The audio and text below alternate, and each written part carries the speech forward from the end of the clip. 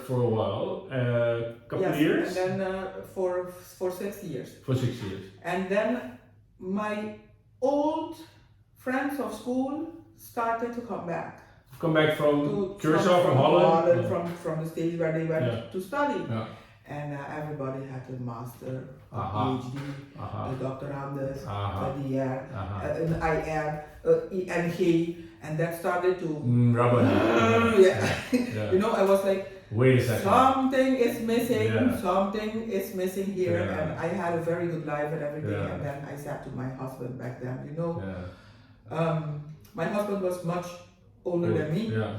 He had to still work. I think he was working at BOPEC, Yeah. and if I'm not mistaken, he was missing one more year to be able to go with pension. Wow.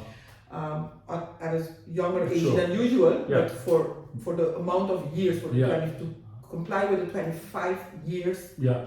of working on Yeah. that. So I told him, you know, I'm missing something, and this life is okay. It's okay. It's good for me, Yeah. but I feel that there is much more. And my dad is my hero of Yeah. my whole life. Yeah. My dad is somebody who always believed Encourage. in me. Yeah. And my dad is somebody that always used to come to me and say, but Daisy, you have much more in you than what you are now showing off here. And I want you to think about yourself. I want you to think about where can you be? Where should you be by now? And he used to tell me, Daisy, you have to think for yourself. Your life, your marriage is okay, everything's fine, and you have a nice life, a good life, but you have to think about tomorrow. You don't know if this marriage will last forever. You don't know if you will be very progressive of him. Very. Exactly. And this was a preach of every day. Since I decided that I would stay here, that I wouldn't apply anymore for the scholarship because I was wow. So behind you, there was a strong man, which was your father. My dad, yes, and my ex-husband, back then, he was one who was encouraging me also, because he was very, for that time, he was very forward. Yeah. So what happened? And probably the fact that he was older than me also was giving me my space. Yeah.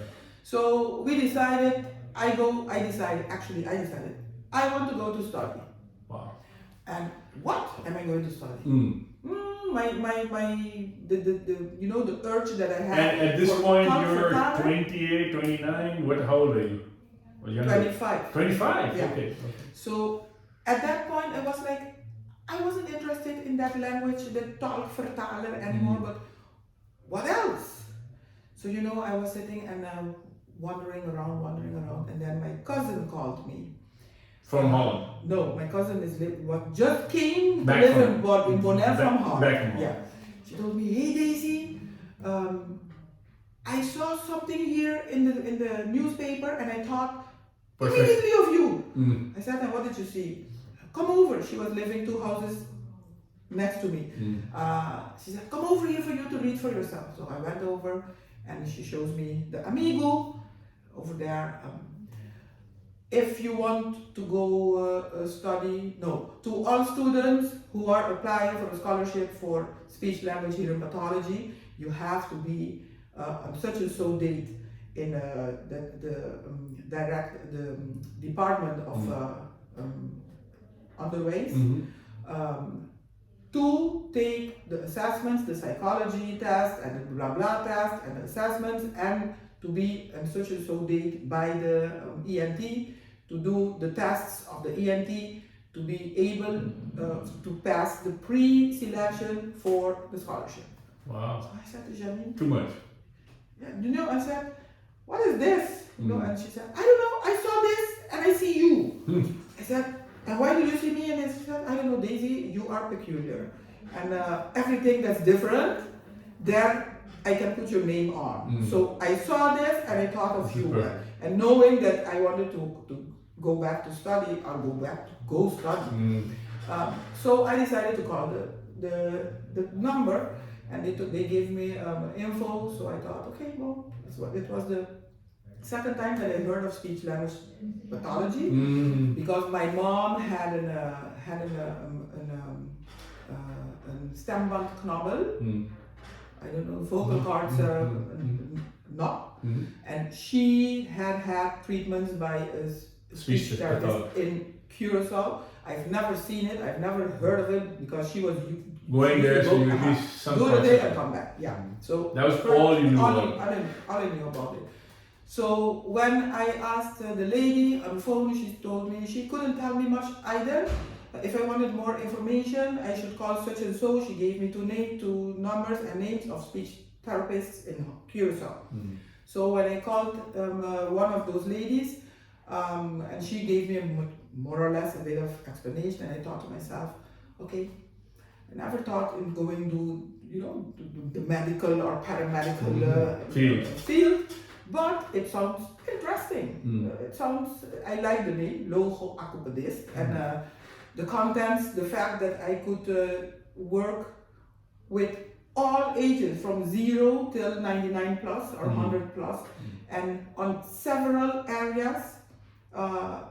That's actually what attracted me, because of the fact that my job at that moment was a job that every day was a different day. The protocol official, that was a job that I think everybody nowadays will be dreaming of having a job like amazing, that. Yeah. So I didn't want to be sitting behind a computer. I didn't want I wanted to interact with people. So that made me decide, okay, I will apply for the thing. And mind you, we were 30-something people who went through all the assessments, blah, blah, blah. Only 2 of us passed. Me and another girl from Curacao. Wow.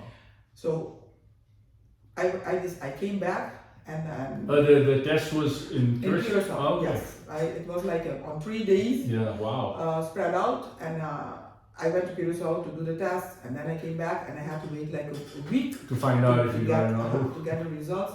So when they called me that you passed the test, I was like, huh? What? I can't believe. It took you a while before you did. Yeah, and at that moment, the seriousness of everything, kind of. Now okay. Now something has to be done. And then, then I applied, and I got the scholarship, and everything went then in such a rush. With husband, we said, okay, I go up front, and he will finish that year, and then he will come. So I went. Now we're talking 1990 something? 1993. So when I got, I still. Where in Holland? Where did you end up going? In Utrecht. I started in Utrecht, but I was living in Zeist. In Zeist, yeah. But Adnan, don't forget, I was married. Yeah. I was actually happily married, yeah. and I had a good life in that marriage. Yeah. And I had a good job with a good income. Yeah. So. A big shock. Ooh, and a warm, beautiful planet. And it started actually when the moment that I went to the here at the SGW, they had like an info evening for all the students that were going to Holland that year. Yeah. And we could bring along our parents. So my parents went with me. To the info. Yeah, even though I was 25, but my parents went with me because I could take my parents. So I had my parents. So I'm sitting there in front with the students. I still remember my best, the 2 buddies I made that time, 3 buddies. The brother and the sister of Clark, and Regilio Udit, that was the son of a teacher we used to have in SGW. So they finished HAVO 5 at that moment. Oh, so they're younger? They were young, but they finished at that moment. So I'm sitting there next to them, and I see Julio sitting next to me, who is the elder brother of Clark. Sitting next to me. Hey Daisy, you serious about this? And what about your husband? I said, listen, now I'm a student. I know. So that's how shock.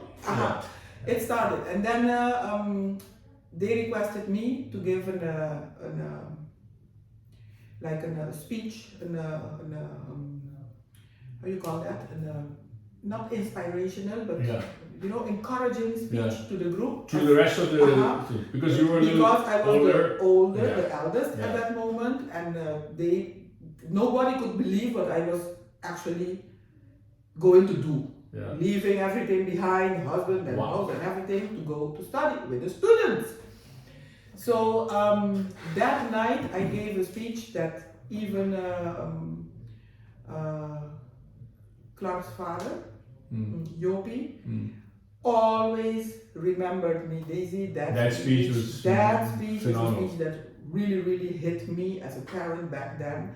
It hit me totally, because you speak different than a real student, no? Because you have more experience of life. Correct. So we left on the 30th of July from here, leaving from Bonaire to Curacao, Aruba. In Aruba, the students from St. Martin and St. Jacques joined us, and we left in as a group. One huge Boeing, full of students. Wow. Only students. Wow. And Adnan, I left good here. But when that plane left, took off in Aruba, you cried?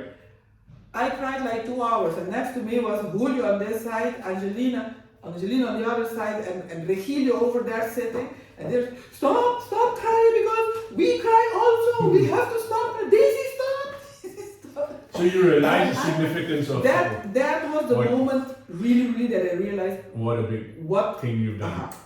So the mood was not really to say, excited. No, it's more like that was, I think, like a but you sort of knew that this was the closing of an era of your life. More or less, yes. And on the other side, I just had stories of other people. And I had the sister that followed me was already studying in Holland at that moment also. The younger sister? The one that followed me. Was already there? Was already there for 2 years, if I'm not mistaken. So you heard stories from her? So I knew stories from her. Had you visited before? I had... or was the first trip to the Netherlands? No, I have been... My parents used to travel a lot with us. So you had been to... That's one other thing of our childhood. Every vacation, my parents used to bring us somewhere. So you knew the Netherlands. It was not like you knew it after a little bit. Yeah, we knew the Netherlands. Why did you decide to stay in Zeist? I lived in Zeist and studied. And why Zeist? Because it was close by Utrecht, and I wanted a house because you were used to So in the spot itself, Utrecht itself, I couldn't find a house. So I found a house over there. And you had a house to yourself? House so you actually, wow. Yeah. So you're really independent over exactly. But when we got there, all of us sitting there, it was a totally different way that they used to come and meet us at the airport, the students. We go then to Leiden. Over there we stay in a hotel for like 3 days. Everybody, trying to get acquainted with each other, and then they split you up. This group goes to the track. So then you sit like one day with your own group. You get one person designated to handle your stuff in that group for that stuff, for that place where you're going to. And thanks God, me and Julio and Regilio were in the same. Yes. So I was again, kind of, I'm with other people that I know. So we went over there, and then the bus going there, that started again. The first 3 days, we forgot about the crying. But the moment that we left, that you're standing there and you see all the buses going their own direction, and we are sitting in our bus, the three of us, and Julio was the one that looked at me and said, "Okay, Daisy, this is the time." Where? So I joined him, Regilio on the other hand, and then the worst part is when you come to the student homes where they were being left behind. And I was looking at these places and my God. And these children, I knew them, I know where they come from, their families, houses where they used to live in, and very tough. So I was one of the last ones that they brought to Utrecht. the place, to Zeist. Yeah. And I was so happy when I saw my house. It wasn't big, Yeah. but it was my house. Yeah. A small house, two under one cap Yeah. on a corner. Yeah. You know, I was like, okay, at least That's my place. I have an own place. So that's how I started. And then, you know, the first thing I did, now you're going to laugh. The first thing I had, I don't know, since I was small, I think, I had been on a bicycle. And the first thing that they told me that was on the list that you had to buy as a student was a bicycle. So I put my stuff down, I went into the town of Zeist, I looked for the place of the bicycle, I bought a bicycle, and I was standing there with my bicycle, and now I have to go back home on this bicycle. And that was the first time in years that I was again on a bicycle. But I have to say, the first day I didn't like it. And I started to look for how much does a car cost. But then when I saw the car prices, I said, okay, no, forget this. The car was not that expensive. The gas was very expensive like that. So I said, okay, we have to do it with a bicycle. And you would go from bicycle from Zeist to Utrecht to school? I finished doing that. Yeah. Finished up doing that because in the first weeks I was going with the bus. After when we got to Holland, the moment that plane landed in Holland, it was grey and raining. Yeah. You know, when I saw the sun and a bit of blue. Few weeks later? When I came in December to Bonaire. No. It kept like that from the moment we got there that year. Yeah, welcome to the Netherlands. So what happened, I was going with the bus. But because of the people, it was very early cold that year. It was in '93. It snowed in Holland since the beginning of October. Which is unusual. Yes, so it was cold already, and everybody in that bus with all those coats, with that, you know, that smell of I couldn't bear it. That made me use the bicycle. Not to go in the bus with all because the smell. when I was getting out, I was feeling like the smell was on me. You know, no. So that's the reason why I started. I said, okay. They explained to me that I could go through the Weilanden. Yeah. I got to. How long was from your house to? 15 minutes. Oh, okay. On bicycle, 15 minutes. Because there is no, if I go to the Weilanden, you have just the fietspaden. Yeah, fietspaden. If I full of trees, of pears, of apples, and you know, so I stop a little bit here, eat a pear here, eat an apple there. Another adventure is like, yeah. So that's how I started. How long did you study there? 4 years. 4 years? 4 years. And after 4 years, I. Oh wow! Yeah. That's I stayed 4 years, and then. And you came home every December for sure. Yeah. In the summer. And in the summer period, in the meantime, all my sisters came to Holland. So in the summer vacation, my parents used to come down and then we go traveling in Europe. And once in a while, we come home in the summer. But December, all the December. Christmas and New Year. Yeah, much relief. In fact, some of your Dutch friends probably said, "Can I come with you?" Yeah, I have been here in Bonaire with classmates. Yeah, they came. And by the way, when I got there, we had to do another pre-selection in school itself. We were like 52 who went for that study that year, and. Actually, the other girl from Curacao, she didn't make it, so she couldn't continue the study. I was the only one who with this color from the islands in the class. Yeah, and we were like 32 that stayed to the program. It was not easy, I must say. It was not easy. My marriage. I was about to say the marriage broke halfway the first year. Yeah. Okay. And you didn't have a kid with him, so it was. So that made me one moment, you know, kind of think I should go back. Yeah. And then I thought, no backing here. This is no kandril, you know.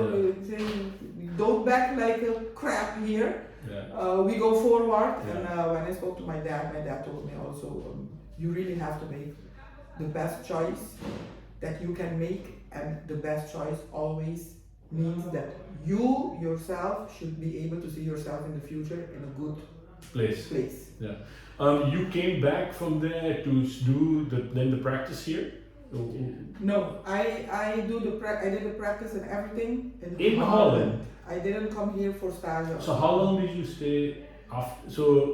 But I used to come every December. Of course, every December and then the summer. And then when you finished your studies, did you stay in the Netherlands or you came back? When I finished, I worked 1 year over there, and yes. Yeah. I was working because of my languages. Yeah.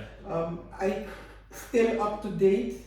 There is a lot of demand for speech therapists who talk a lot of languages. So I was working in I forgot now.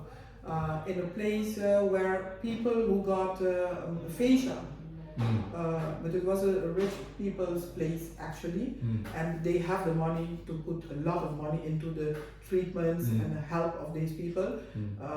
They put their relatives in there, and then we had a huge group of paramedics, you know, not only the speech therapists, but also the physiotherapists, the whole team. The whole team we handled with these people. I used to work there 2 days a week in Utrecht itself, and in a Lomschool. That was a private school also. That was for children who had a little bit of learning problems, but mostly the problems are speech. Behavior. Yeah. Because of the behavior, the learning is being affected. I worked there also as the only colored person, but I had a very, very good experience in Holland, in the places that I worked. And I'm literally the last one who got the signed authorization of the Ministry of Health over there to be able to practice as a speech language hearing pathologist.